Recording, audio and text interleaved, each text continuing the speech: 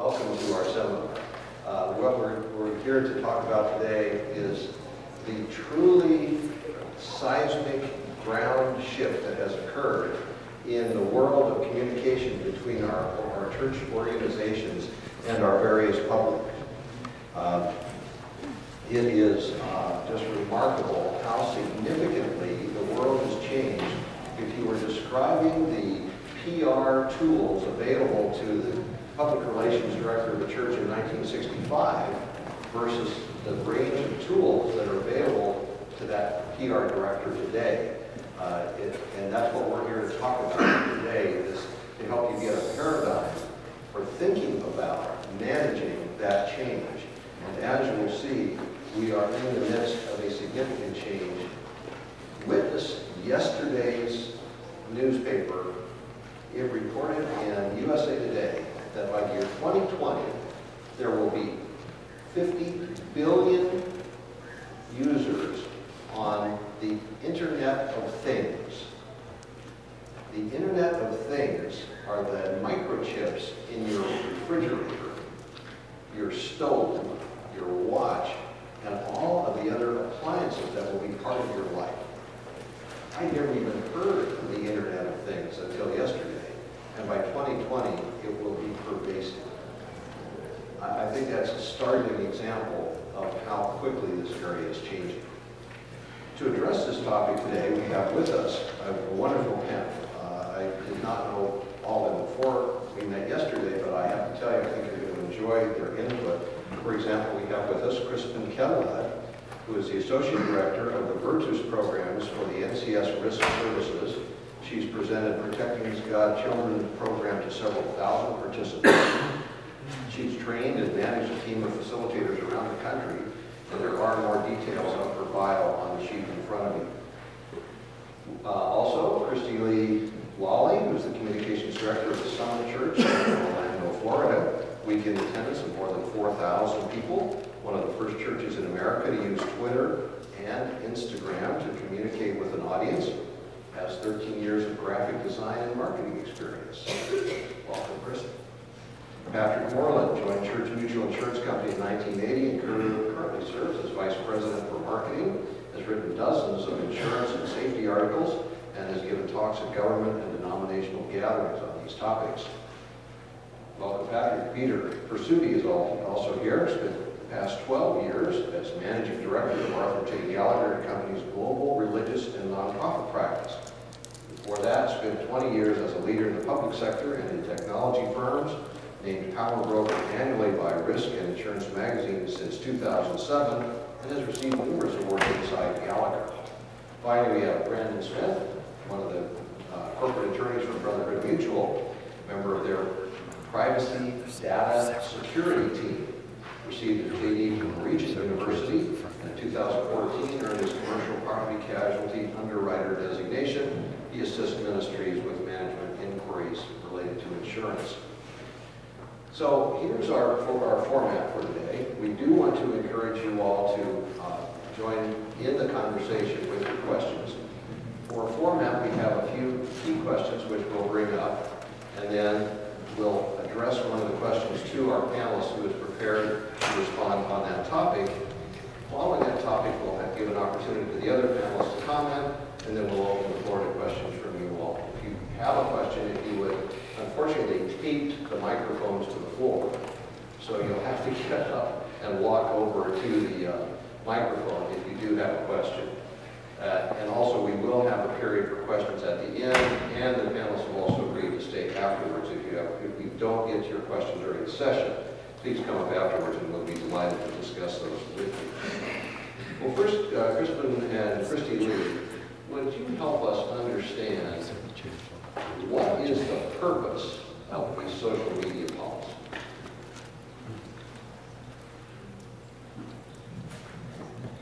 Why do we have social media policies? What's that?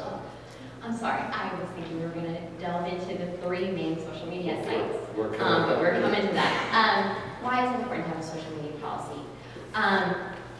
Everyone's on social media in some fashion or another, whether that's Facebook, Instagram, or Twitter, and we'll talk a little bit about those 3. But that's not even the other. That's just the tip of the iceberg when it comes to social media, when you're talking about blogging and Pinterest and Tumblr.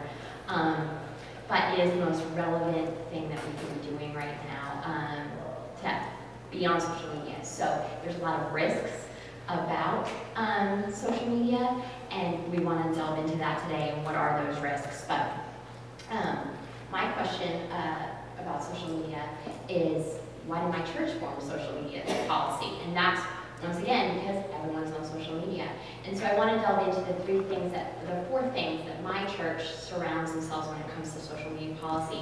And it really is based on the individual, not on corporate level. Let me tell you that. Let me clarify that point just for a second for the audience. So there's essentially two environments we're concerned about. One is what the church does in its official capacity. And we know that a corporation can't do anything by itself, so a corporation only acts through its authorized agents. And then we have the question of what can church employees, staff members, and maybe volunteers, to the extent you can control them, what can they do with social media? Well, our social media blogging policy covers the individual. So it's what they can do at work and what they can do outside of work.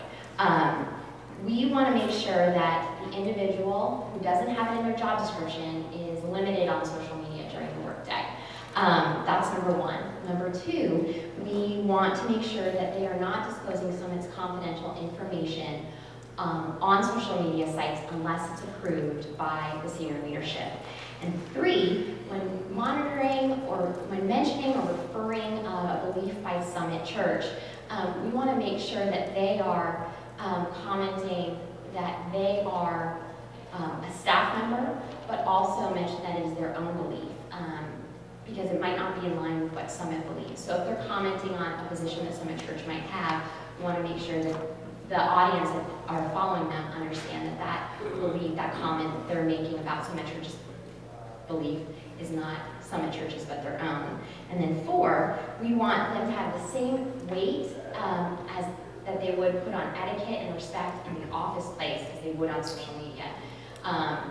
It can be just as powerful as a face-to-face interaction, and so we want to make sure that they understand that they need to be authentic, they need to show respect when they're commenting or posting something about their day. Now, for corporate policy, we, of course, don't have that in the social media policy that you'll see in the starter kit that has been provided today, but the communications department holds the corporate policy, and that's what I run.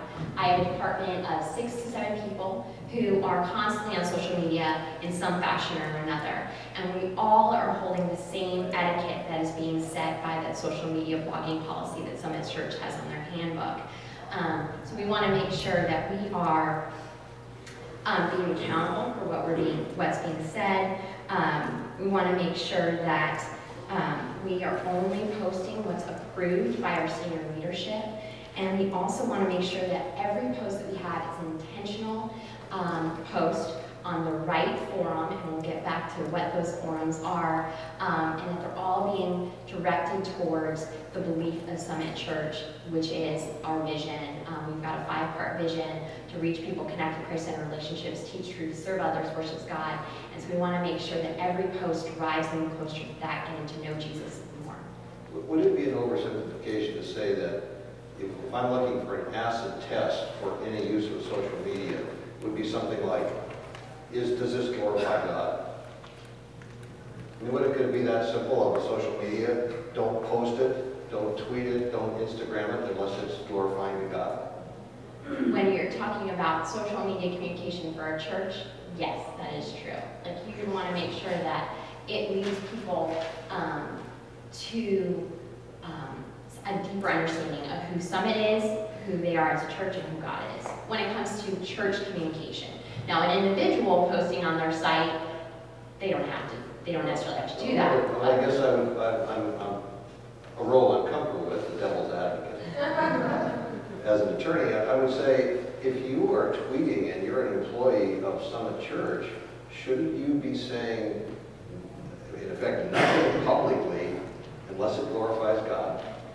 Well, the number one thing that I would say that you want to make sure that your team understands, and this is not just a communications team, but everyone on staff, you want to make sure that they understand that they're representing your church.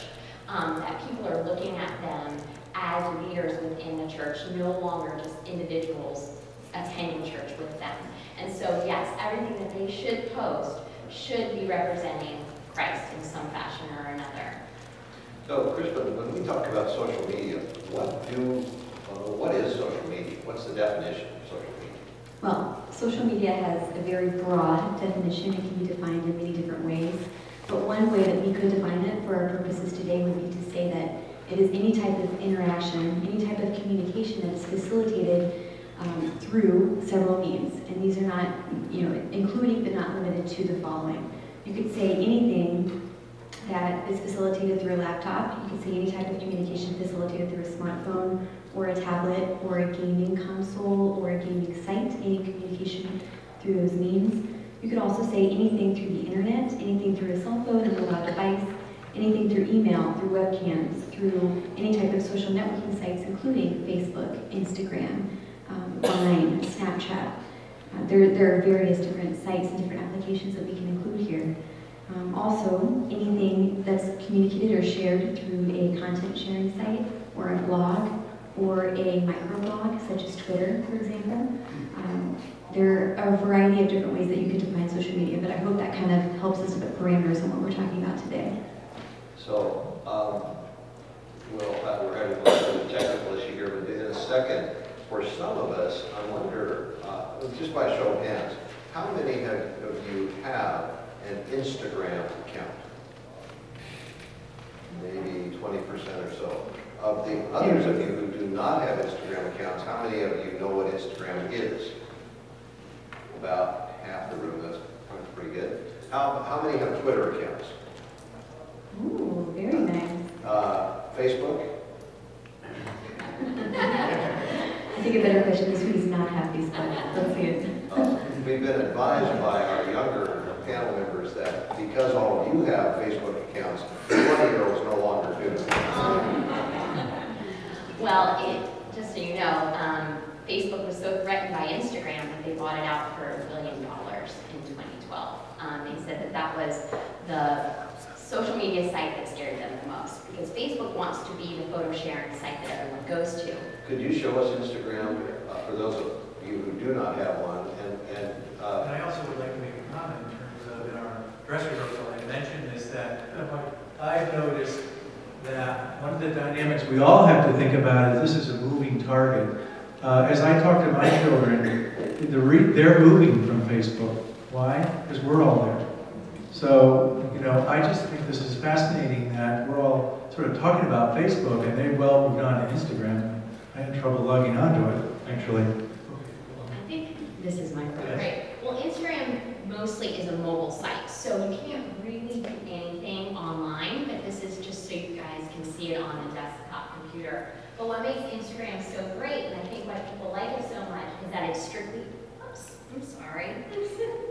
It's strictly a photo sharing site. You can't repost someone's Instagram. You can't link to a website on Instagram. You can only comment and like. And it's also been one of those sites now that it's just, it's saturated with great photos. So that's another thing. So if you're going to do an Instagram for your church, you want to make sure that your content is non-native, where it's something that people would see as you've originated the content, not something that you pulled off the internet or pulled off a Shutterstock or something like that. So this is Summit's Instagram account. We've been blessed to have graphic designers on staff, and so if we need an Instagram that was a sermon scripture or something like that, we're able to make it as a post somewhere like that. do you use that simultaneously with the presentation of a sermon? No, we do not. No, it is an aid throughout the week. So our social media sites are used as a way to communicate after a Sunday. We really drive people to church on Sunday. We do have a mobile site that uploads the bulletin, but our social media really is something that we use Monday through Friday to drive people to the website, find out about events, but also to dig deeper into what they heard on Sunday. Are any of you in the audience using the social media sites as part of a sermon, for example. We've got one or two. I was at a sermon over at the Rock in San Diego, and Miles McPherson there, midway through the sermon, said, everybody, I want to know what you think about adultery. Text this number, and if you text one number, it was yes or no. So he was actually using it interactively in the sermon. And did it show up on screen as well? Or Yes. So apparently that's not real common among what you all are seeing. So it's definitely a great way to do a Q&A. For instance, if you're leading a Q&A within your church and you want people to text in or tweet or something like that. Now, talking about Twitter, Twitter is a microblog, like Crispin was saying. It's 140 characters. It's really meant for someone to get that fast information out. That one-liner, that link to a blog, a link to a photo, but also for like a Q&A type of thing like that, where you can add your church with a question and you can easily see the response. And Twitter looks like this. So now, and just so you guys know, something that helps with risk management is we only follow people on our staff. Not only does that allow us to monitor what's going on in our staff, but it also makes sure we are being held accountable for what's being posted online. And then everyone's familiar with Facebook. So, Crispin, how does your organization use Twitter? Oh, that's a great question. We actually don't use it right now, but it's in the works. But I think just to follow up on something that Christy said, we've been talking about how a lot of us here do have some type of social media that we're using, right? Now, as a question for all of you, does your organization have a policy? Can I see a show of hands? Do you have a social media policy governing the usage of that? Okay, so we're going to talk a little bit about why that's important and why it's absolutely necessary for the safety not only of your adults, but also your children, your youth. But I just wanted to say, you know, a lot of times, and I don't think that this is a problem in this room, because it seems as if everyone here utilizes social media in some way. But I think a temptation that people experience is that a lot of times, because it's a little bit daunting, or because they may not understand the platform, or they may not understand the application, they may run in the opposite direction, or they may say, we're not going to do any of that here, or I'm not going to even worry about it because I don't understand it. So we just want to make sure that we can give you some tools today to help you kind of embrace it a little bit more, because it's not something that's going away. Social media is just going to move faster and faster in front of us. So if we don't get on that reality now, we're going to be in a world of pain. And we're also doing a disservice to our children and to our youth and to the people with whom we minister, because that's how they're receiving messages right now. That's how people are needing to be able to communicate with them. So we need to learn how to do it, and we're going to talk about that. Just a few little numbers really quick, just to kind of give you the scope of social media. There's more than 1 billion people on Facebook today, and that was just in 2013. And then also 500 million users worldwide are on Twitter, and then they are posting 750 tweets per second. That's a lot of content that's coming out through those little iPhones of ours. And then Instagram does 40 million photos uploaded per minute. So that's a lot. Per minute. Well, can my refrigerator upload pictures? It might eventually. So tell us how, what did the first draft of your social media policy look like versus where you are today? What kind of evolution have you seen? Well, I stated it earlier that our social media policy is directly targeted to our individuals who are on our staff.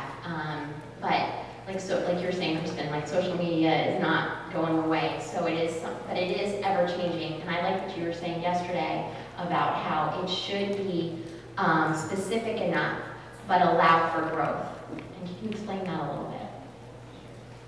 Well, I think before I explain it, because you kind of go down a meandering path before you get there, I just want to ask a question, because I want to make sure that we're hitting home the importance of why it's even necessary in the first place to have a policy. So I'm just going to ask a question, because this subject reminds me of being on top of a mountain. And I like images, I like pictures. So, because Instagram, for example, it's very important to enjoy pictures and be able to post them. But how many people here have ever climbed a mountain or hiked a mountain? Can I just see? Okay, so all of us pretty much have experience with climbing, or we can at least picture or imagine as if we're climbing one. So let's all pretend as if we're climbing a mountain together. Okay, we're up at the top, we're at the summit of the mountain. And let's say we're with our young people, we're with some of our congregation, we are with some of our groups, and we have young people who have decided to bring a soccer ball. Why? Because we just went through the World Cup, so everyone's really intrigued and interested in participating in soccer. So someone had the bright idea to bring it on top of this mountain that's thousands of feet up in the air, and someone decided to play with that soccer ball, play a game of soccer there. Well, let's say someone has the misfortune of slipping off the side of that mountain, okay? Now, we know that if someone were to slip and fall off that mountain, it's not necessarily the fall that will kill them, but it's the sudden stop down at the end, right? So, I just wanted to illustrate that. I wanted to kind of take some time to talk about that, because having a social media policy is the same thing as having some type of fence or perimeter to encourage and to provide a set of boundaries in order to protect you and to protect your youth. You have to be a little bit careful, because if you put your fence down at the bottom, you know, at the bottom of the mountain, you can't even climb up the mountain, well then you're not really reaching the location in which you need to reach, or the people that you need to reach. But if you put that fence or that perimeter or those boundaries too close to you, then you can't move at all, right? You can't do anything, you're totally restricted. So you have to have a balance here. You can't have a fence that's too high, you can't have one that's too low. So there's certain balancing maneuvers that we will talk about, and some things that we find very important to include. Well, Brandon, if I could get you to comment on the sort of the fence analogy for a minute. Would we be, in designing a social policy, if we wanted a checklist to go home with, we would be trying to protect against what kinds of activities? External threats, internal threats? I think if we transition over to more of a corporate ministry policy itself, some of the risks that we're looking at are interactions that's inappropriate, let's say in a youth context where we have a youth group, and maybe we have a youth group page on Facebook. And so we want to make sure that that communication between our leaders and even between the youth themselves are protected. So a policy might include something like that says our communications are going to be group-wide, that we always have some type of accountability. We have other individuals that have access to that page so that we can encourage that transparency and protect against that risk.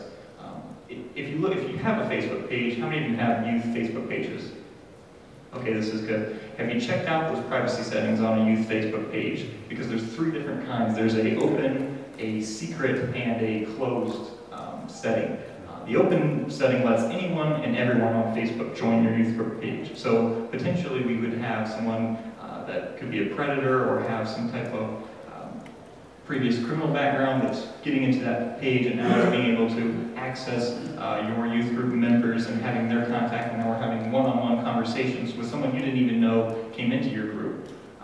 So you may want to tighten down those controls on those type of things so that we can have a more secure environment to have that kind of conversation take place so we're protecting our youth. Peter, what kind of protections would you want to be considering if you are worried about transparency or accountability? I think before I answer that, I have a bit of a story, as it is a compelling, and I think it gives us insight into the real things that matter. Obviously, your limits, your coverage, and your resources. But I think one of the things we can do maybe in terms of what is the exposure of social media is maybe look at another frontier that we've actually breached, the cyber world. Cyber breach. And I was on the phone yesterday where, by the way, what's similar, there's just a lack of boundaries, a lack of control, a lack of containment. And so the Roman Catholic Archdiocese of Seattle recently experienced a devastating, totally unexpected breach of personal information. I was just in a session today where, man, we're collecting personal information left and right, as you know, about their constituencies. They're a new client to us, and they actually asked me to speak out on this issue for your benefit. So some of the quick facts. Over 5,000 records affiliated with a background screening firm, or process, I better say initially, for the Archdiocese through a third party, were breached. And they found that fraud tax filings were made, and the the Archdiocese quickly learned about limits, coverage, and resources. We had $250,000 worth of coverage, woefully underinsured. We really didn't understand what we had. The attorney fee alone has been over $500,000. I would suggest to the audience, you need to align with attorneys who specialize in confidentiality and privacy matters to review contracts. Even review the vendor forms in terms of what they require their constituency to fill out. And since there's been so much on the Fair Credit Reporting Act that also pertains to volunteers, you need to proactively identify a forensic firm. Have you thought about this? I think of in Florida here, we already know who we're going to go to for materials if we have a hurricane. We pre-arranged pricing, availability. So, you know, have you thought about a forensic firm that might even take a look now at your third-party vendor systems? How is the vendor set up? What reports are that the vendor generates? And what are the vendor's credentials? Are they part of the National Association of Professional Background Screening in the case of this particular breach? And then that forensic partner certainly can be your specialist in the event of a breach. They do this, have done it before, and in fact, most importantly, are accustomed to taking the lead role. Identify them now, just please.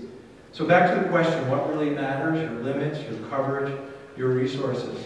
The definitions are fascinating.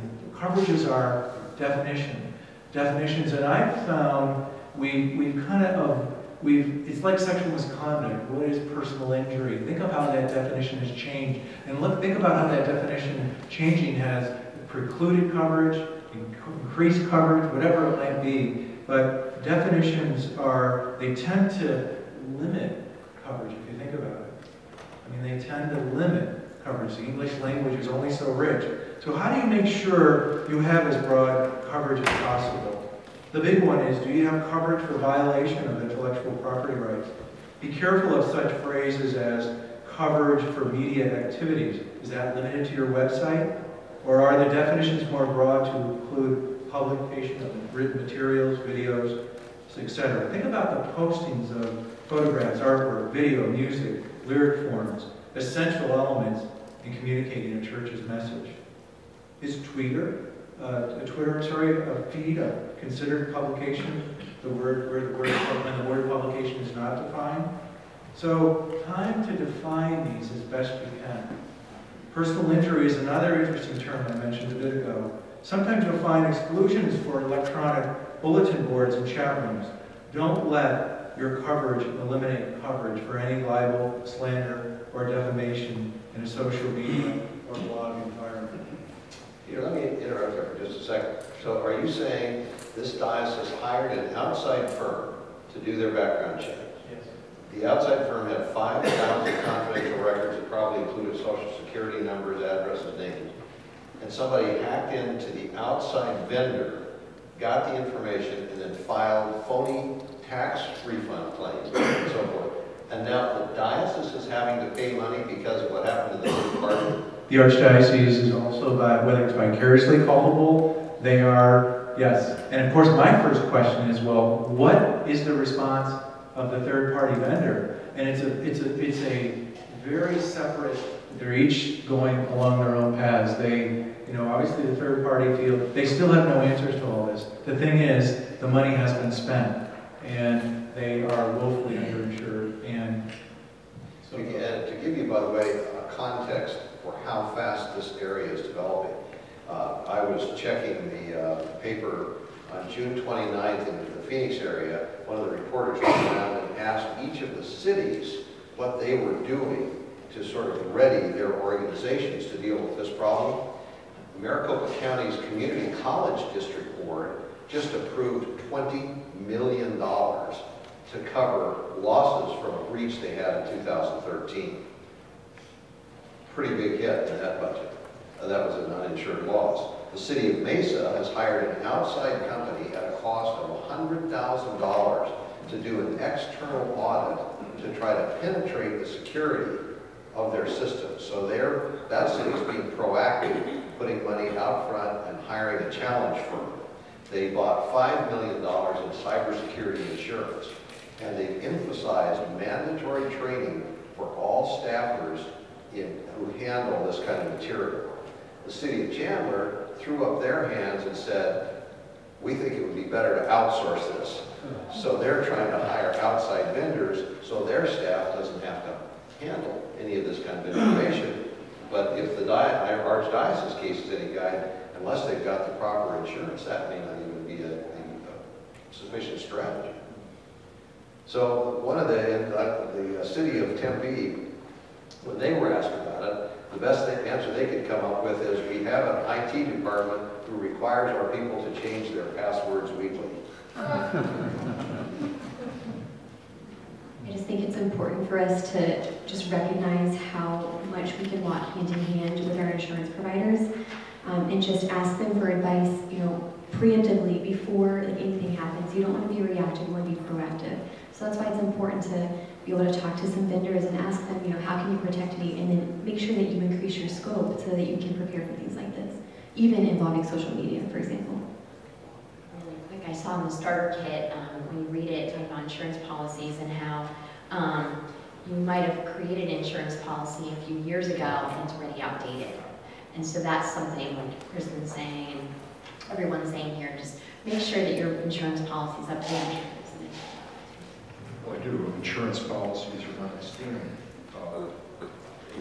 Our policy is different than what other policy would be. I think what's important for you to do is to identify what are the risks.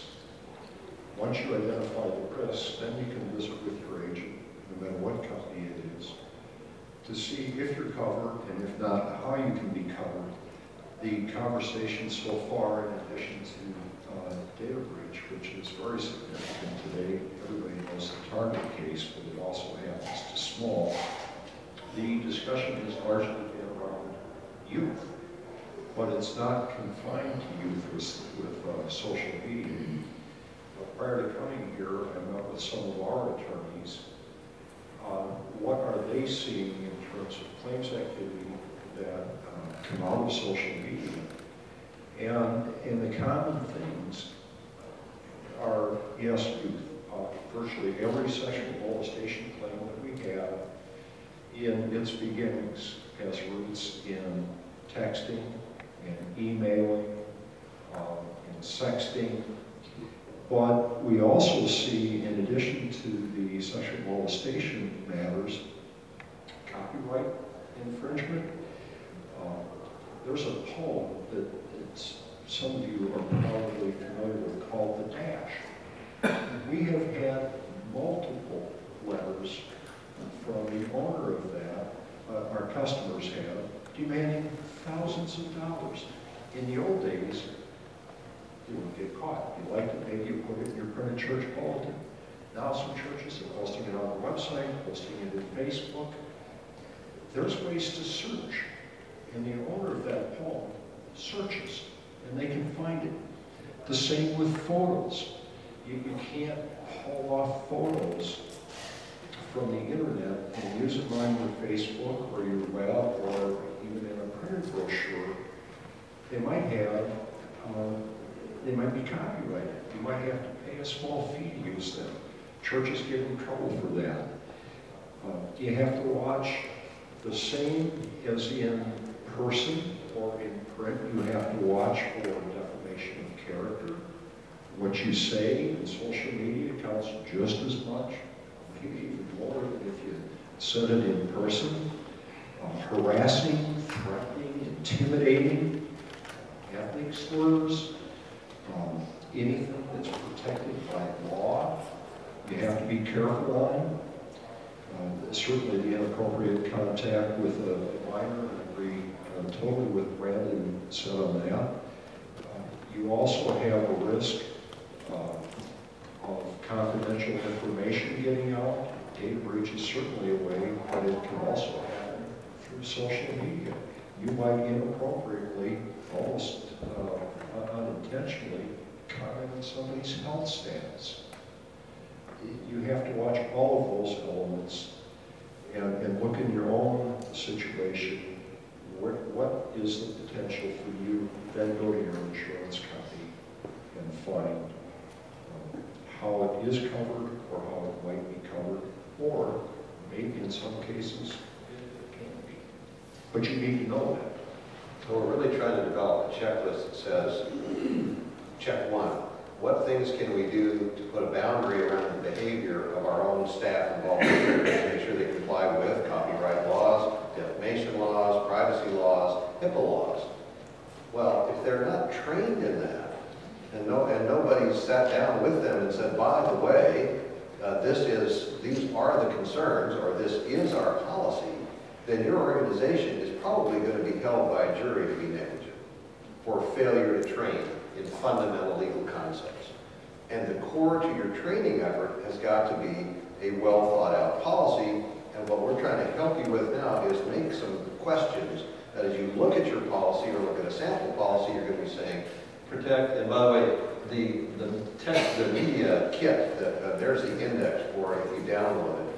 There's a lot of specifics in that. For example, we have a sample social media policy on pages 31 and 33. There's a sample code of conduct on page 28.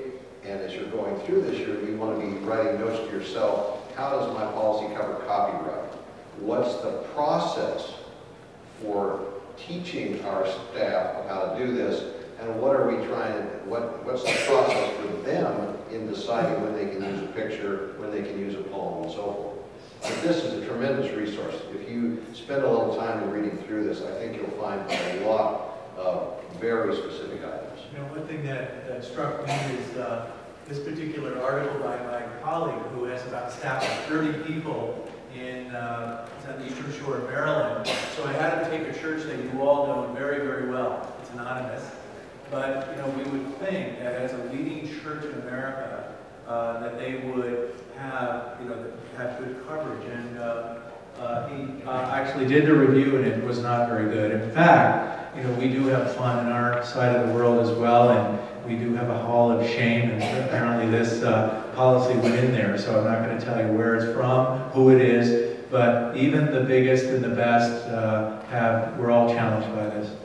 If you don't think this can come home to roost, this was April 20th edition of the Phoenix Gazette. Free speech can get costly.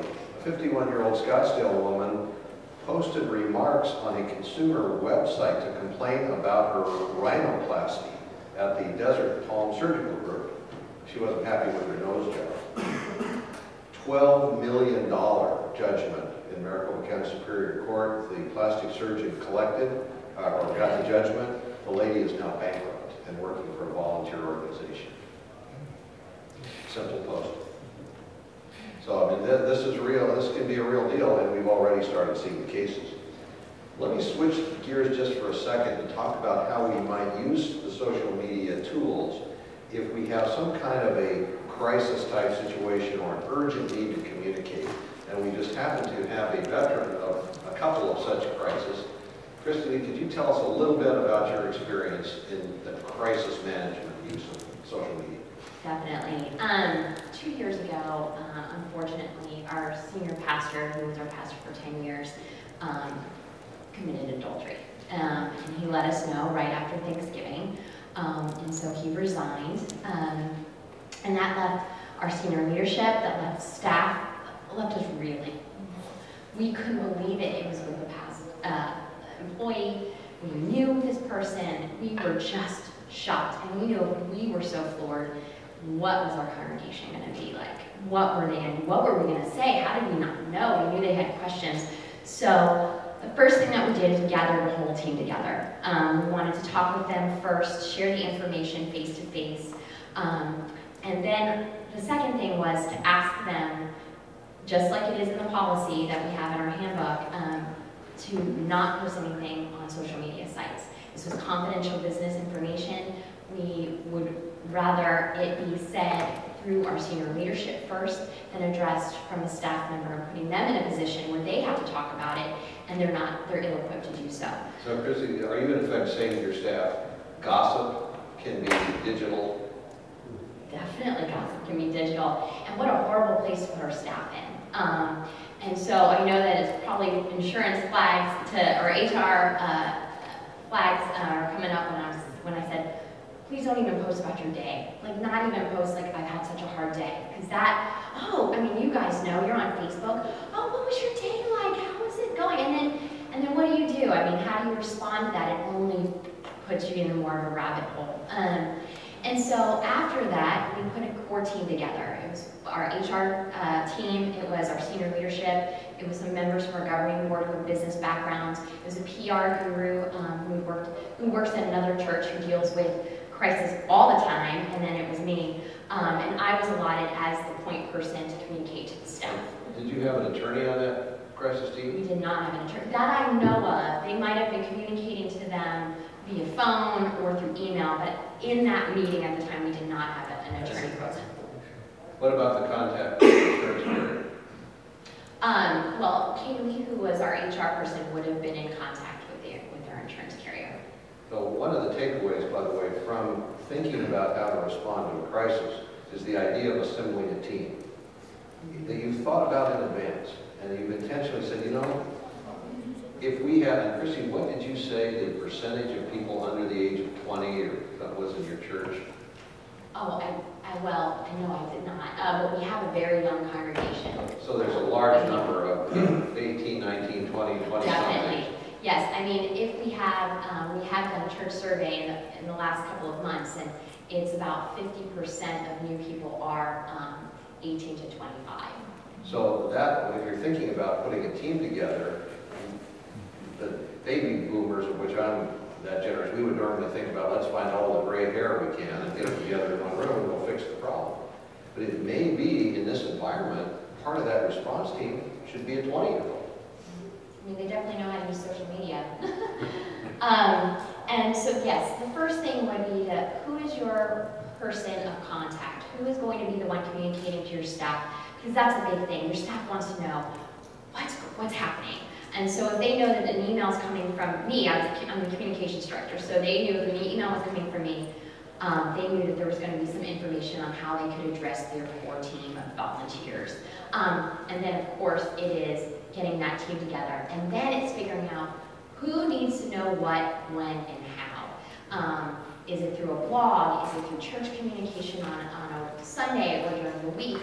Or is it through social media? And so the first thing that we did is we had John, who was our executive pastor at the time, now our lead pastor. He formed a letter that we posted on our blog. And then we formed an email that's we communicated to our core volunteers and our group leaders. We also called a few people just to let them know this was coming and they could get more information. And then we went dark. We went dark on our social media sites corporately, except for our Facebook. We chose Facebook as our means of communication just because it's so relational based. We knew that we could track comments. We also knew we could monitor comments. We could post documents if we needed to. We could post imagery if we needed to. So we used Facebook, and then about a month later, we came back live with all of our social media. Can you remove comments from the Facebook discussion? You can. Now, one of those things, if you do get a negative comment, it is best to comment back. Now, of course, that is where educating your team to understand how to communicate well with etiquette and respect, that's where that comes into play. But it's best to not leave a negative comment up without responding. Now, you could respond publicly if you wanted to, or you could ask them for contact information such as an email or a phone number, and you can comment that way.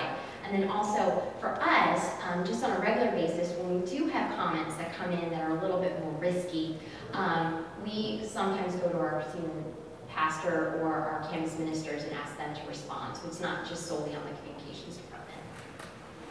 Pat? Bob, you talked about the team concept. Peter, you mentioned no attorney. When you have something significant, if you think there might be insurance coverage, certainly call the insurance company, because if they're going to be on the hook for coverage, they're going to get an attorney. And if you really want to listen to that attorney, I think up front before you roll out a social media, because you don't want to be saying things that's going to make matters worse for you in the long term. So just a caution on that. The social media is a means to implement but a lawyer might help steer that conversation. The first rule of the first date is don't make things worse. Say that again? The first rule of first date, don't make things worse. Yeah, I guess in a crisis situation, you definitely want to implement a policy that has a one contact person like that we've been talking about. That way, when we have a crisis come up, we don't have staff members that are, or different, even people in the ministry that are getting different stories, and now we have multiple versions out there. We have a consistent message that is going out to individuals if we want to do that through social media.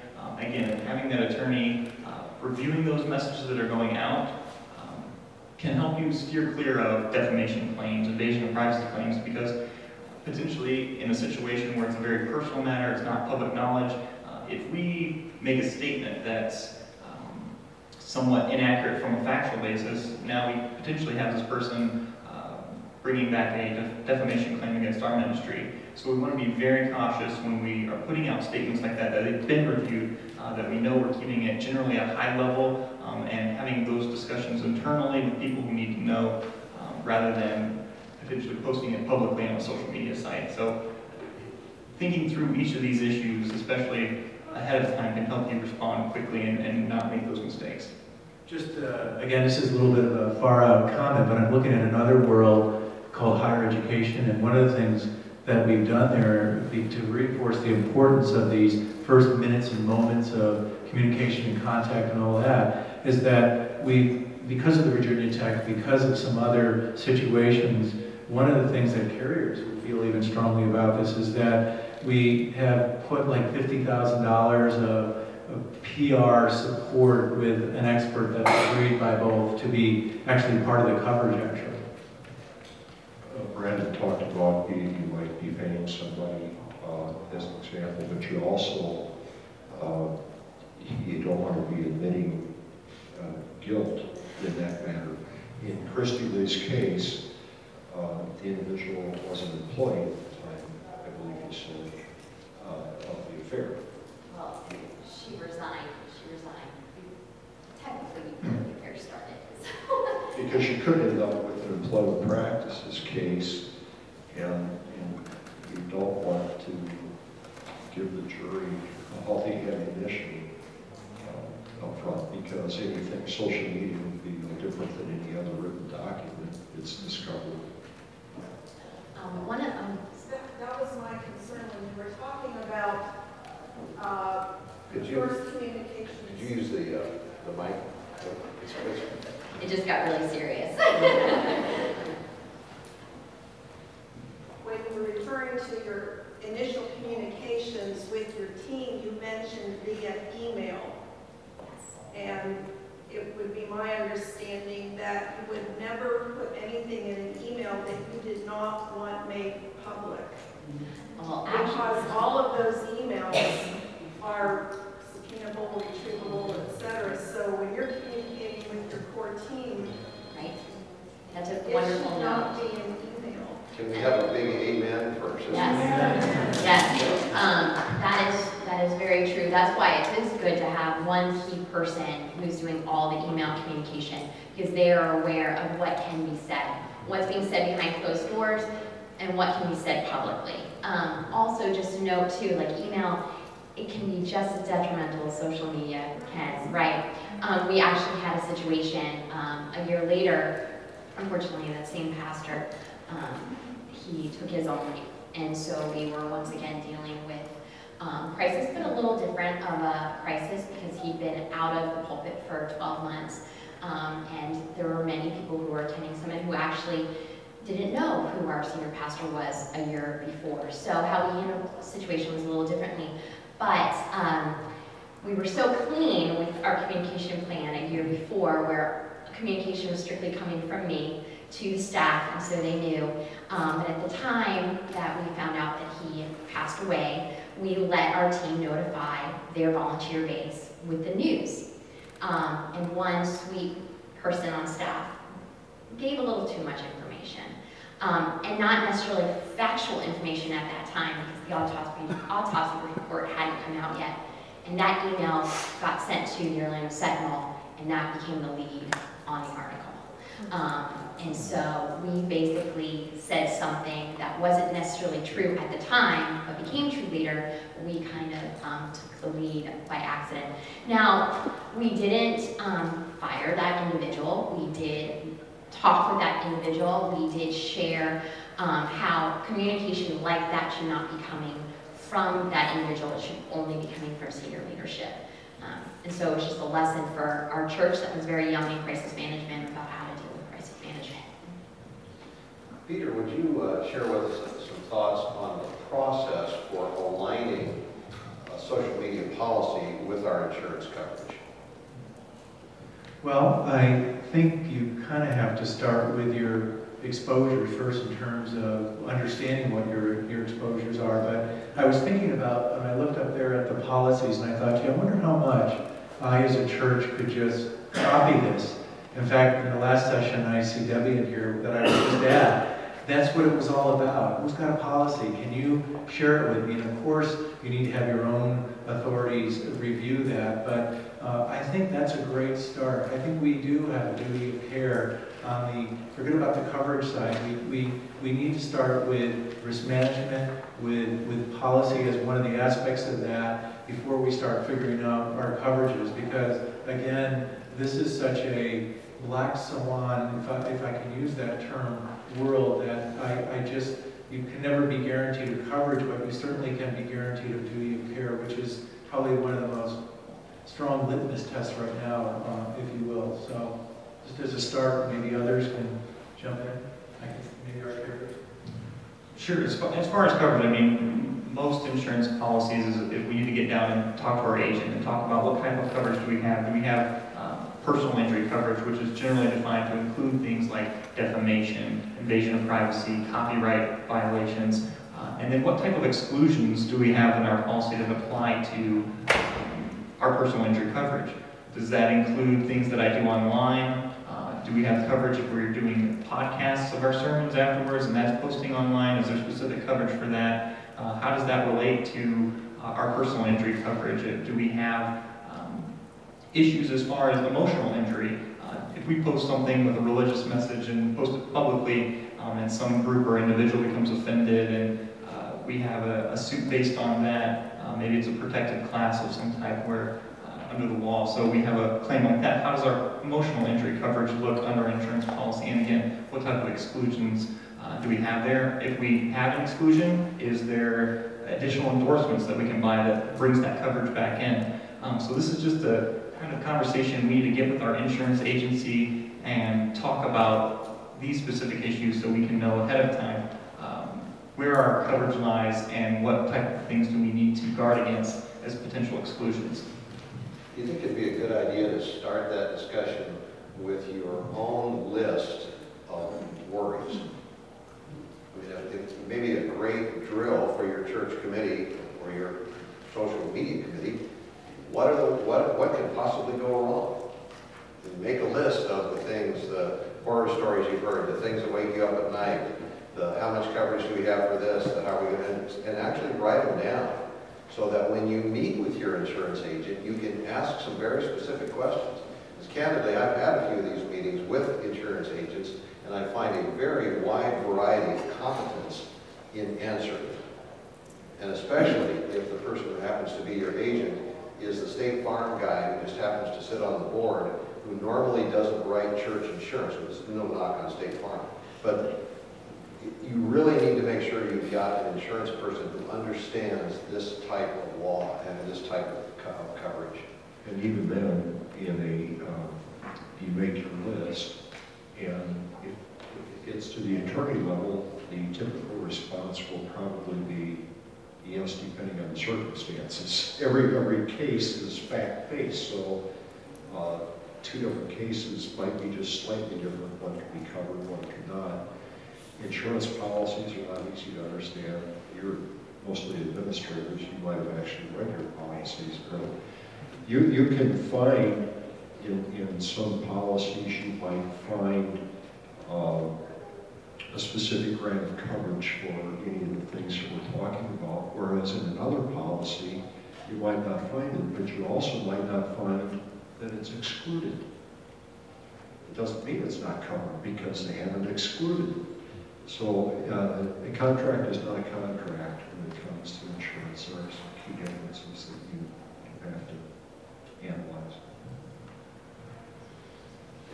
My final takeaway, by the way, is whenever possible, get as much as possible in writing in these discussions with the questions and the answers you're getting back. And if you're not happy with the answer you get from your agent, press them.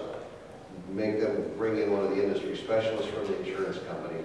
But you are entitled to answers on the interpretation of these questions. And frankly, if you're not happy with that answer, then get a second quote from a second company. Because there really are policy differences. Companies have different approaches, they have different scopes of coverage, and unfortunately, this is sort of an evolving area because not only is the insurance industry struggling to catch up, the legal world is behind them.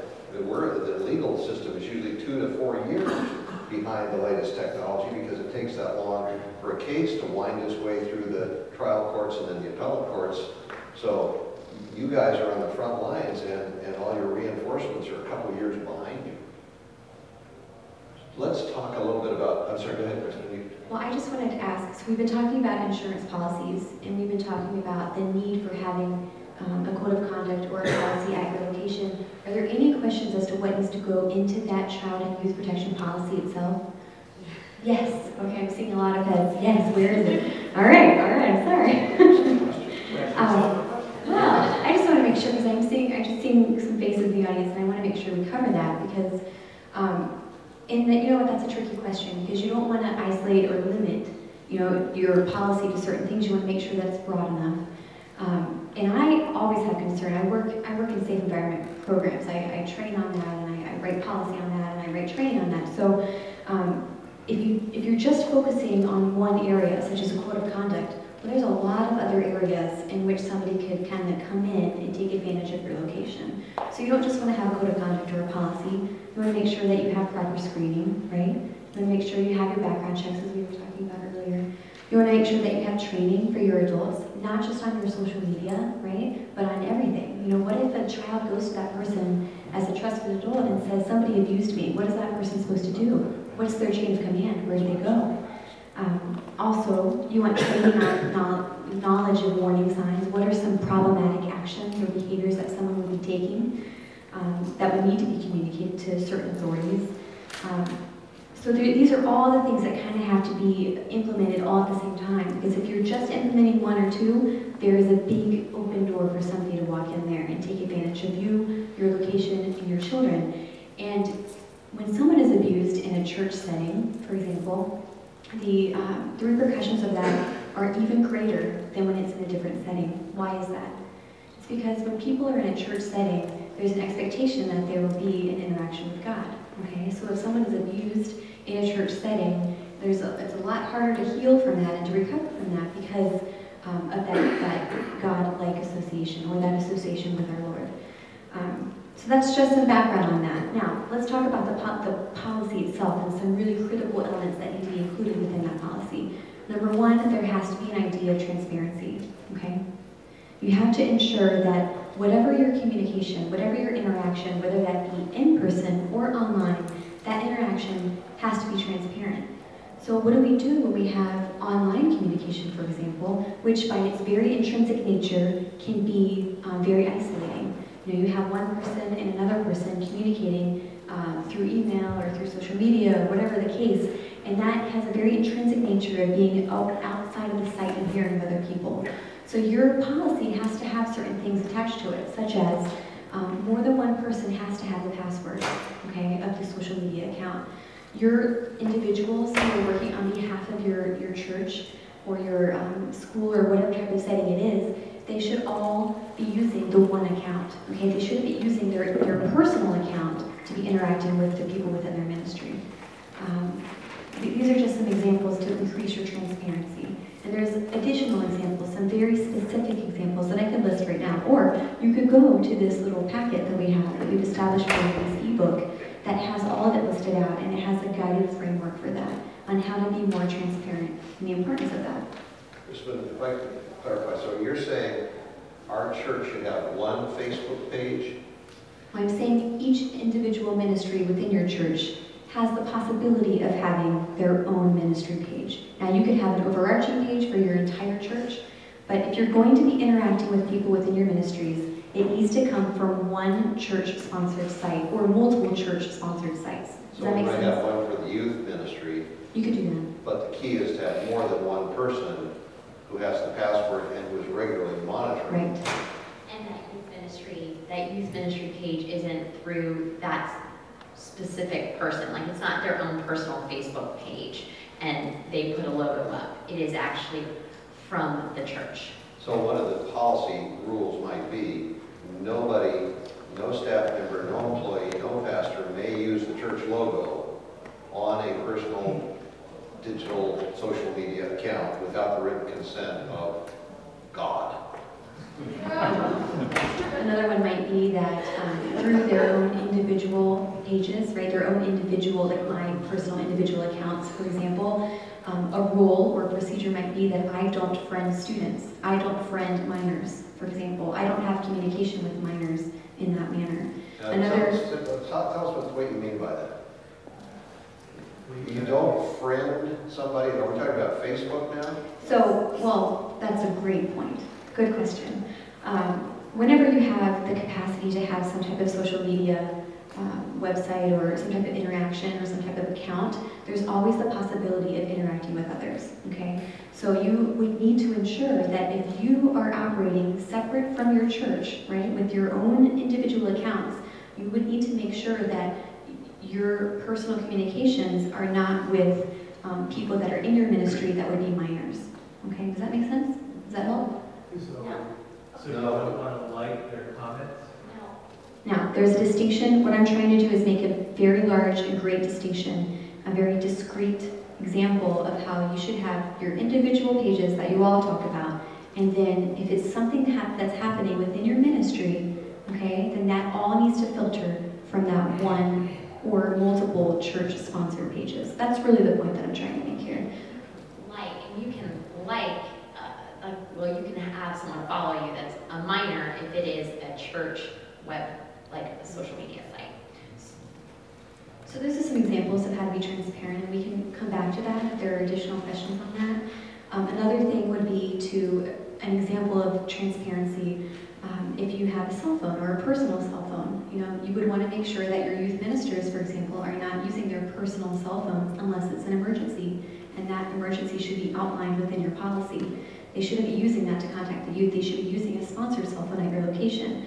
And if they do have to use their cell phone, well, then all of that information should be recorded. Every instance of it should be recorded, and it should be maintained on file. And there are certain websites and applications that you can utilize that will record all of that information. One example of which I'm aware is called SMS Backup. That's an application you can put onto your phone, and it records all that information so that you can submit it to your supervisor or keep it on file. Another thing that would be good, so we've talked about the importance of transparency, right? Another really important thing would be to have accountability, obviously, within your code of conduct or your policy. And there's multiple ways of having accountability, and one particular way would be having checks and balances, and a method of reviewing content, and a method of reviewing passwords and things of that nature, and consistently actually following it, not just having it, right, but then performing it. And then the third really critical thing that I think you would need to have is longevity, right? So social media and electronic devices, they're moving so quickly we can't keep up with them. It's moving very fast. So what you would want to do is ensure that your language within your code of conduct and your policy will not restrict you, okay, but that it is open enough and that it does define enough that it will help sustain you for the future, so that you don't have to submit a new code of conduct or a new policy every 5 months or every month, okay? Because, for example, right now, Christy Lynn was talking about how Facebook is not really as, it's not as popular right now for the younger generations. Well, right now, Instagram is. It's one of the biggest things. However, next month, will that be the case? We don't know, okay? So there's all these different applications and websites and just social media platforms that are cropping up all over the place. So you want to make sure that your policy is not going to become outdated, and there are ways to do that. If I might throw another wrinkle to that too, the show of hands, how many have heard of the BYOD problem? It's the bring your own device problem with the proliferation of various operating systems now. We have Android, we have Mac. A good example of that is the new Android apps are cross-loadable. The apps originally grew up in the Apple environment, and there, to get an app, you had to go to the Apple Store, and that was the only place you could buy them, and you could download them. So pretty much they were all filtered and sanitized. Now with the Android apps, I can have, say, the latest version in Korean of Angry Birds, and I can sideload that from my Android phone to Rayanne's. And suddenly the sanitizing effect of Apple is gone, and the ability of North Koreans to do their own truly North Korean version of Angry Birds that also contains malicious software that takes over your phone can now be loaded from one cell phone to the other. So you literally, as you build these policies, you've got to build in some fundamental things like if you leave the church or the employment of the company, you turn in the phone before you get your last paycheck. You build in software that will wipe the phone if the phone is lost or stolen. And by the way, there's a whole list of about 12 of these suggestions in the BYOD article in the kit. And some of them sound kind of simplistic, but I mean, literally, this idea of requiring employees to report a lost phone is incredibly important, and you need to enforce the policy, or you've just blown up your IT department's ability to protect your data. One other quick footnote on that, one of the IT guys I just talked to recently, we were talking about all the free apps that are out there for your cell phone, and he said to me, you know, if the app is free, that means your personal data is the product. Can I bring up one question, or just one topic? It's about photos. Obviously, we've talked a lot about Facebook and Instagram, and those are photo sharing sites. And photos are one of the things that are really most intriguing thing for social media. And we were talking yesterday in a little run through about things that you can put in place to make sure that you are not putting your church at risk when posting a photo. And I know that some of these guys on this panel have some really great insights, and I just wanted to make sure that everyone is listening to that, because I do a lot of communication, and we love photos. We love posting photos on our Facebook page. We love putting galleries of photos together. We love putting them on our church scrolling screens on Sunday. So I just wanted to bring that up. And I know that you had some great insight. Sure, as far as posting photos, we've kind of covered that a little bit on the basis of, do I own it? A lot of times we'll go out and we think we can Google anything and we'll get an image, and that's a great image, and we're going to copy and paste that onto our websites or our social media products, and then all of a sudden we have the situation where we have authors with the dash of coming after and suing us for copyright defamation. So again, that's something that should be clear in your general church policies. It can be a social media policy as well. Only use content that we own. If we like a photo online and we can't find the rights to it, we can't get permission for it, let's create our own photos. I mean, you can go to, if you have a sunset, capture your own sunset. It's much cheaper. You're going to avoid a lot of headaches down the road by creating our own content than using something we can quickly Google and copy and paste. Right. Can you address the posting of photos and videos of members and youth also? When we have a situation where we may have an event or something, we want to capture some of that, those moments, share them on social media. We have a youth group gathering, we have some type of men's retreat, and so we have photos and we have videos. Something that we need to be cautious about, especially when we're posting photos of minors, is whose permission do we have to use those?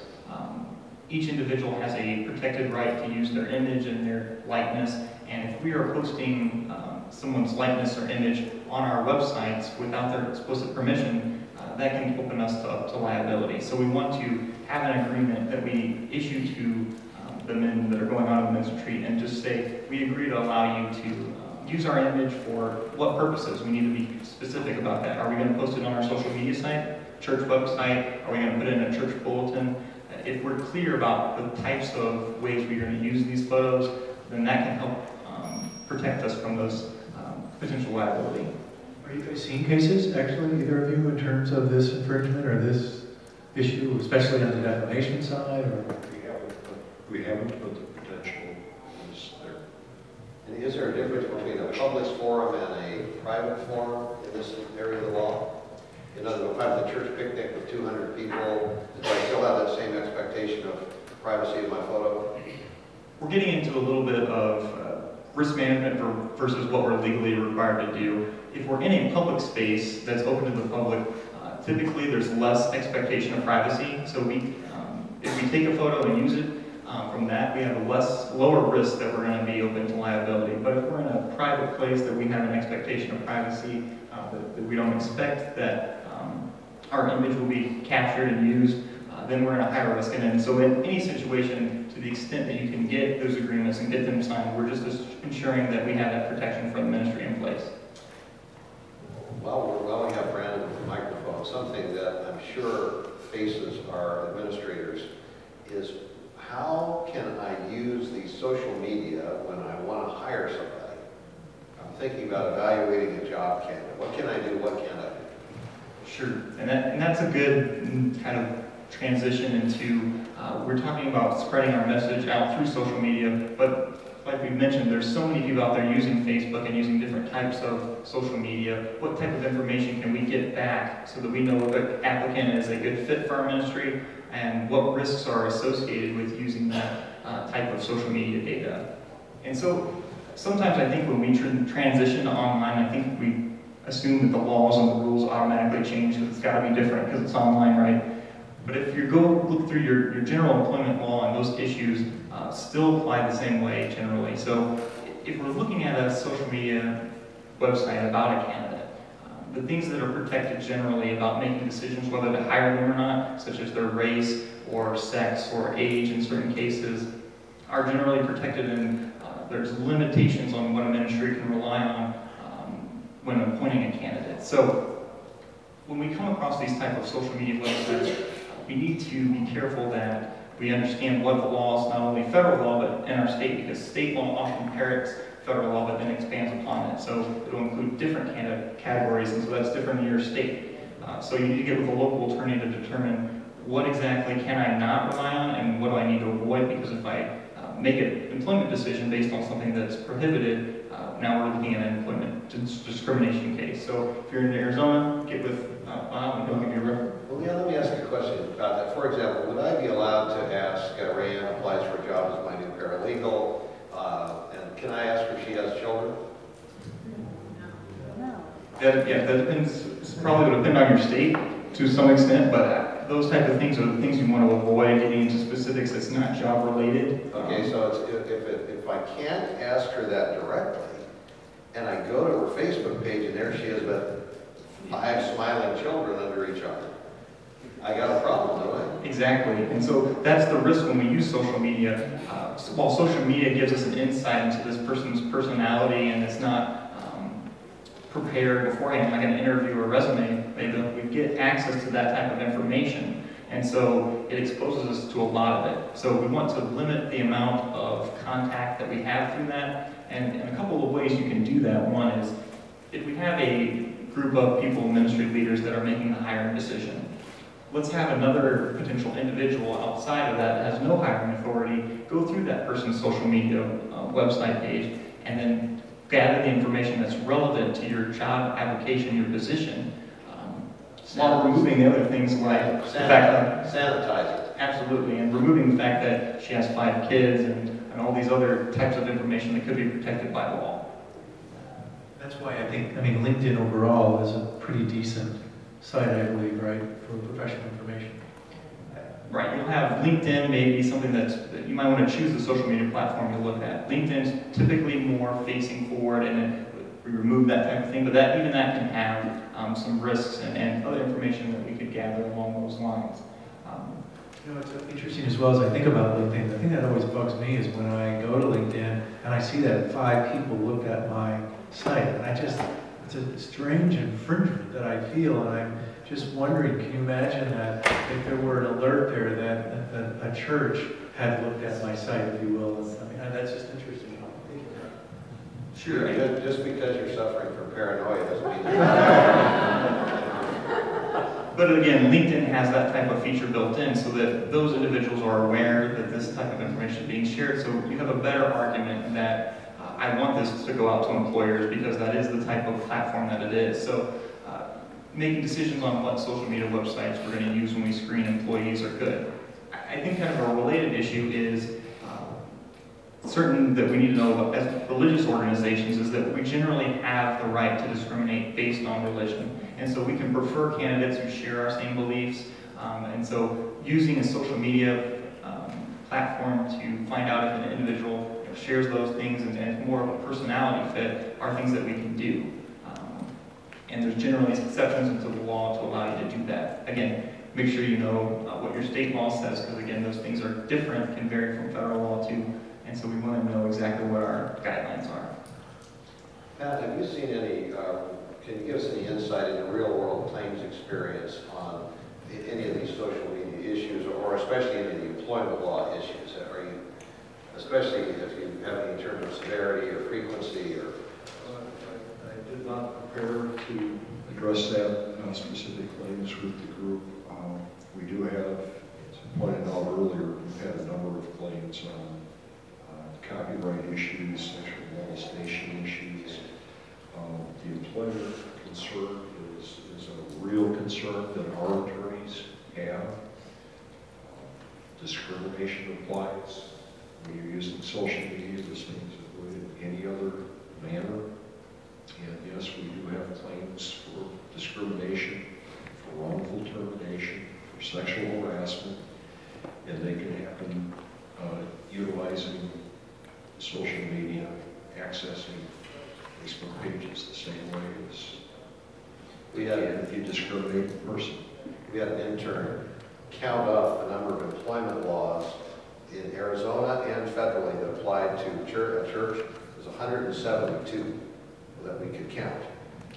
Well, those 172 laws can be tripped in face-to-face conversation, in letters, and all the social media have done is add about 5 more ways you can inadvertently trip those laws. They didn't really change the fundamental nature of the law, they just made it easier to violate. So it's really, it is important when you think about the social media, don't leave your brains at home on the normal stuff that you think about. Just understand that you've got more avenues to get into trouble. And we've been talking generally on anti-discrimination laws, those type of protected information, but even getting into private information can trigger an invasion of privacy claim. So I think the biggest way that this could happen is if we're requiring applicants to provide us login information. And I don't know if you've seen issues out there about that, but some companies have made it a practice to require the applicant to provide them your access to your social media account. And that can run you into problems really quickly. Because it could be an invasion of privacy. Some states have actually prohibited by law that you cannot require an applicant to provide that information. So, and even Facebook has come out and said that it's a violation of their terms of use and that they're going to take corrective action for those who require that as an employment practice. Yeah, on the one to the fake. By the way, we have about 5 or so minutes left, so we're happy to move into the Q&A portion. When you go to a social network site and you see, things that you can't ask, what if that applicant has invited you to their site? We're doing a search right now, and several of the candidates have said, here's this is for free, so it's a little broader thing, but it kind of brings up is, here's my blog, here's, this piece of media that I do, go look. If you go look and then you see that they're married or well, we've got 2 attorneys, so maybe we can get 5 answers. Yeah, because it just depends, right? That's what the JD stands for. No, it's a great question. That's a great question, and I think when we're coming into that type of information, it's been invited and it's been provided to us. But then let's still be aware of what's restricted and what we can't rely on. So let's document what we're going through and what we're relying on. So when we see that blog, we're going through and saying, I really liked how the writing style, the message, and so we're using that blog and we're marking it up and we're saying that these are the things that we drew out of that blog as relevant for making a decision of employment versus one pastor to another. And that way we have a record that when it comes back, it's an applicant said, well, you didn't hire me because I don't have kids or I wasn't married, those type of things. We can say, no, this is what we relied on. Here's the group discussion and here's the official documentation relying upon this information, especially if it's social media in nature. And my first comment would be to get that invitation in writing. And if the position is at all sensitive, you might even want to think about having your attorney write a waiver and grant consent so that the applicant has knowingly and fully waived those rights to all that. However, footnote 2, whenever we don't have to rely on waivers, we'd rather not. So that suggestion that Brandon made earlier of having a neutral party sanitize the material first, I think is still a great suggestion, even if they invited you. And so there's 2 answers. Here's a third, is also to be aware of what type of constitutional protections we have when relying on making employment decisions. Generally, religious organizations also have a greater right to choose their ministers, and that's almost a very high level of protection that it even bars most discrimination claims. So while we have general ability to make a decision based on religion, if we're talking about a minister or someone who's really spreading the faith and that kind of aspect, there's even greater protection against general discrimination. So get with your local attorney and find out exactly how wide that is. Any more questions from the audience? I do think that it's pretty important to recognize that someone invites you to read their blog. They posted the blog to be read by people already. If they didn't invite you to go to their Facebook page to see them on the beach with a martini in their hand, then that creates a different issue. And yet that could be relevant to your decision. But I think that's the question is, were you invited to what part of it? Now anymore, you meet somebody, you go Google them, and then you decide whether you want to meet them a second time. And so that information is out there already. But I think the question is, you don't then say, I'm sorry, we can't hire you because we found out that you like dogs and we prefer cat people. That's the kind of thing. Well, yeah, but perhaps you could, in the case of the martini, if you were opposed to drinking, I don't think that's protected form of discrimination. So those are the kinds of things that you would be looking for on somebody's Facebook page. It's how they carry themselves, how they behave, do they have all kinds of pictures posted with drunken parties and so forth. But you can't look at what's protected from discrimination. Frankly, the question highlights the real problem. Society itself is wrestling with these issues. And in this sense, the law is a reflection of the society's turmoil in trying to sort out and balance these cases. Anytime you have a case before the United States Supreme Court, there's no good answer, because the Supreme Court is balancing competing social interests.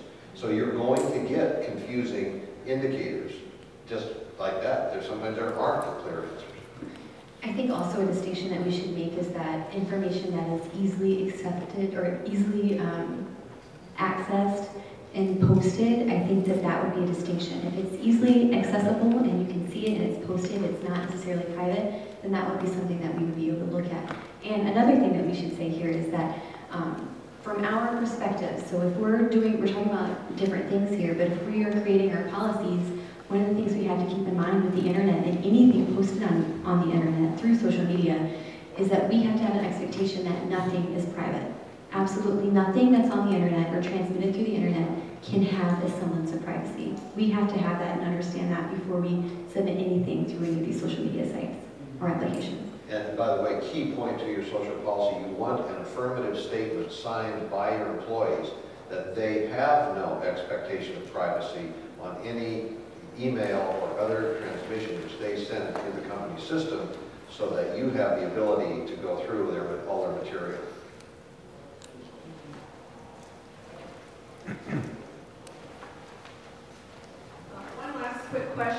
because I'm not sure if I heard this correctly or not. In your in our social media policies, did I understand you to say that you gave directives to employees about what they could and could not do outside of their employment on their own private social media pages in the employment policy? In the employment policy, which is actually listed on page 31, I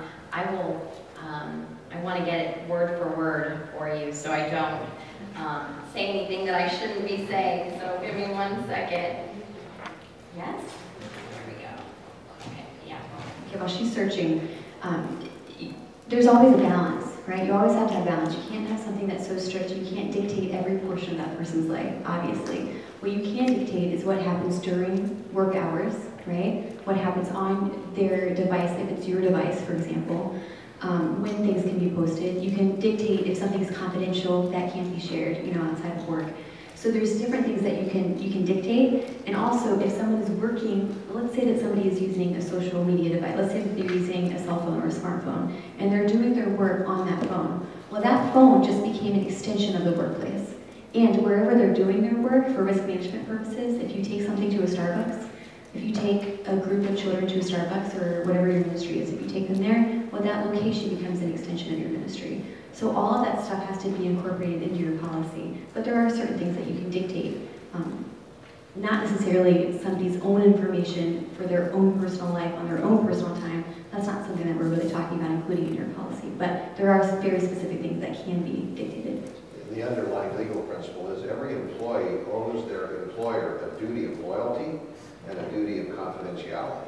So if you have defined certain material as confidential, it is reasonable for you to insist that that employee respect that delineation and not communicate it, even if it's on their own private Facebook.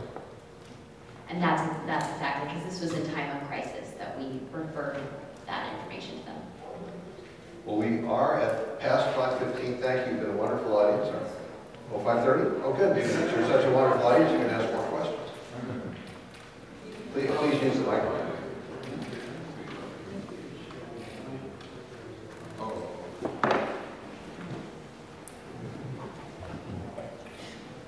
What happens if an employee uses company computer, posts something on their personal Facebook page, something discriminatory, and there's a lawsuit? How does that exposure go? Are you asking from a risk management perspective or an insurance perspective? Yes, from a risk management. In terms of insurance? Yes, for the church. Okay, so I just want to make sure that I'm understanding. So are you asking how to handle that from an insurance perspective? Yeah. Okay. That's not me. That's not me either. I think that falls in the just depends. We've talked about some of the things that we need to do from a early standpoint of preventing that and how we look into that. One, does we have an employee handbook? Does the employee handbook specify, just as Bob said, that we have access to everything, any interactions that you use through our company equipment? So that would include our computer. So if we're using a computer for personal reasons, that there's no expectation of privacy in using that, so that we can access that information, so we can prevent that as well and monitor it, and then subject to disciplinary actions within the ministry for that employee who took that action. From an insurance perspective, we want to make sure that we have certain types of coverages in place to guard against that. Do we have Employment Practices Act? Do we have some type of discrimination coverage on our policy? Oftentimes those things are only included by a special endorsement, so we need to get in touch with our agent to make sure that we have these coverages in place to protect us from lawsuits that arise out of those type of situations. Part of the issue there too is, are you asking from the point of view of a third party suing the church because of the actions taken by this person? Yes. And that's a different analysis than the one if you have the employer who now wants to fire this person because they were making an unauthorized use of the church's computer. So the argument, and I think that's a great analysis of the employer-employee part. To come back to your point to the third party, the fundamental rule is if the employee is making an unauthorized use, he is essentially acting outside the scope of his authority. And so that makes him not an agent of the church. It makes him his own personal agent and makes him personally liable. That's really essentially the first rule of principle and agency. The second argument that the plaintiff's attorneys would try to make is that because the church had a policy that said you can't do this kind of thing, the church then had an obligation to enforce the policy. And therefore the question would be, were they negligent in failing to supervise the unauthorized activities of this employee? And if they pleaded in that fashion, it's probably going to trigger liability, defense, and coverage. So that's why you get the it depends part, because the exact facts and circumstances surrounding it and the exact language in the policies will determine whether you're going to get coverage, whether you're going to get by a motion for summary judgment against the church. But in general, I would tend to think the church would probably not have liability in that circumstance, although it could change if the facts are bad. All of which could also be dictated through your own code of conduct policy, for example. So that would kind of be something that you would want to talk about for the parameters and rules of that person's behavior when it comes to talking about church matters or their association, or the fact that they're even just a public representative of the church, which is what Christy was talking about earlier. So that's just additional water for you to think about. Do you typically, with your employees, do you say anything about the use of their word for personal communication? And I don't know that anybody in my company's ever said anything to me. And I notice even in my family that some of my brothers, for example, they're communicating through their company email to me. So I don't know, is there any thoughts on that? My brother with IBM was always told never to. I was told not to send him anything, and he couldn't reply from his IBM account. And sometimes I could sneak one in, and then he'd remind me not to do it. I do think that. You don't need one. What I recognize is that, and it's very difficult to help people understand, the institution is providing you the internet access, the institution is providing you the software, the institution is providing you the server, the memory, everything about that. It is not your stuff as soon as you hit enter. But that's very hard for most folks to understand because they think they're just talking to Susie next door, and it just doesn't work that way. So one policy we explored is we're going to always erase everything on the hard drive every 3 months.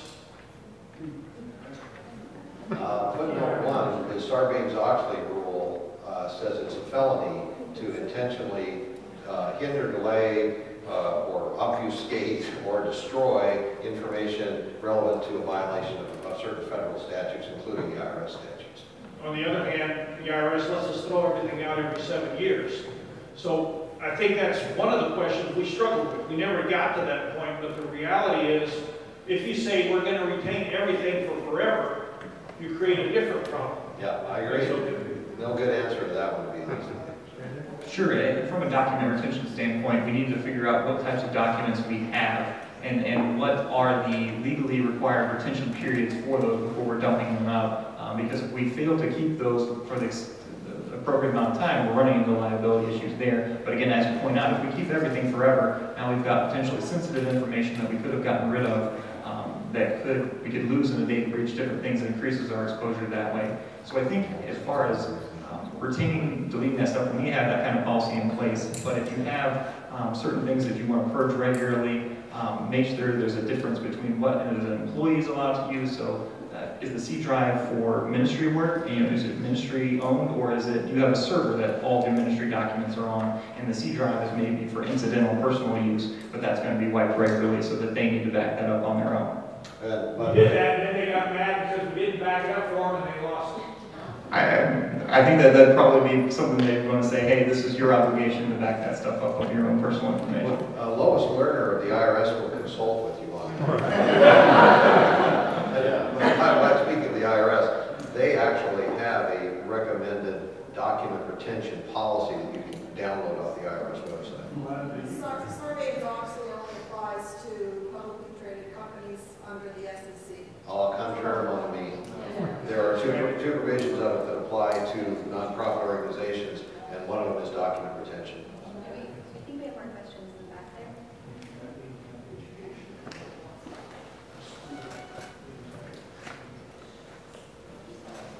I think I have about 20 questions.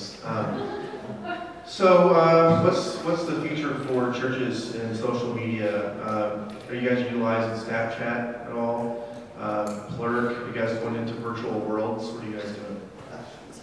Wow. Currently, the only ones that we're on are Instagram, Twitter, Facebook. We also utilize Vimeo. We've also utilized Flickr. And we have also utilized some type of apps as well. But it's always out there trying to figure out, you know, like Kristen was saying, what's the next one? Like Instagram's hot right now, but what's hot next month? I mean, 5 years ago it was Twitter. No one knew what that was, and so it was like I had to give instructions on how to even create a username for Twitter and explain what a hashtag was. So yeah, right now I think it's just always trying to be on that pulse. Like, but I think what Bob was saying, like, get to know the 20-year-olds and in your congregation, not in a weird way, not in a way, but just get to know what they're on, because they're going to be the ones who are knowledgeable on what's hot right now. You mentioned Snapchat specifically, and I think that presents, just because of how it functions, of the fact that we can send a message, a photo, and then the user, it's a one-on-one communication, the user views it and it's deleted forever. Not forever. Potentially, I mean, but it's deleted, and so there could be difficulties, you know, retrieving that information. So if we have youth or youth leaders and we're talking them through that, we run the risk that we can't monitor. We don't have that transparency that we were talking about in that platform. So that may be something that the risks are too great to use that as a ministry outreach. I think it's great for communication for churches. I mean, what's going to bring in a conversation? So that's something to be looking at for forums, social media forums. Like what's going to create a conversation between you and the congregation? Because ultimately, that's what social media should be all about. By the way, as people are beginning to escape, please sign your the little consent form, if you would, leave them on the desk when you're done. And I just also want to say, I will be available for questions after the fact. Will everyone here, we will all be here for questions. If you have individual questions, we have business cards, we have pamphlets you can see, so we have some resources for you if you need to speak to us after. Sure, we have a few more minutes for questions there. We tried to gauge some filters about what content would reach our server. And then we ran into the problem because the filter automatically would not allow Tumblr, because Tumblr has an awful lot of other images and content that is not appropriate. And yet our college ministry said we had to have Tumblr because that's the only thing they're going to be engaged in. So when you get into that's a problem right there, because they're automatically limiting themselves and saying, oh, we're only going to do this one thing. Whereas a comprehensive set of, you just ensuring that you have your thumb on several different things, not so many that you can't really utilize any one of them well, but you should have a variety of things, because otherwise you're excluding certain subsets of the population. I would suggest 3 rules. 1, whatever you do, do it well. So if you can't do 5 of them well, pick one, do it well. 2, stay on message. And 3, use as the iron rule, does it glorify God? And knowing that there's a lot of different ways that you can glorify God, right? And sometimes you may not need to actually glorify Him, but maybe a certain picture might be attractive and draw people to you, and then you can give them that message. Another question? Did you have? Sure. In regards to videos and photos, are you guys finding photos are still driving more traffic than videos are? Well, we've got a few different types of videos that work really well. The ones that we are more testimonial-based tend to just be phenomenal on our social media sites. Obviously, Twitter and Facebook, because you can't really post videos on Instagram, unless they're like 15 seconds long. But photos, obviously, are just, they're so wonderful for those types of sites. Like Instagram, photos are always going to be the best thing that you can put on, like great clear photos, like you were saying, like that photo that's just going to draw people in. But videos are a wonderful thing. The only thing to consider about videos is the time that people have online, because people are just constantly moving through websites and on their phone, and so if you have a video that's 5 minutes long, right, and Wi-Fi connection, that's the only thing that I can think of. So our communications director and our creative director have a conversation about communications director wants to shoot a quick video of the band performing during the service and post that in 15 seconds. But then the creative director is, that's not the quality we want to represent. Have you had that experience? Well, We'll see. we do have a creative director and I'm a communications director. That is the reason why we don't actually post our online sermons yet on video on our website, because of the quality. I am like, it's not great quality yet, it won't engage people. I feel like different platforms though, like for Instagram, you could probably do that and be okay with Facebook. I would think if you're posting something on your website, you want to have the higher quality, but on social media, because it goes through people's systems so fast, you could definitely use something that was lower quality in that regard. Our communications director is limiting our Facebook posts to 1 per day. And so when it's that one, that's the one that happens. Do you guys limit your posts on Facebook? I'm sorry, as a convener, I have to close at 5:30. Because a lot of people have to dash off here to get to some other events. Let me give you your code number for the evening. S is in Sam, 2, D is in dog, 0, 1, B is in boy. S is in Sam, 2, D is in dog, 0, 1, B is in boy. Thank y'all. Please put your evaluation at the end of the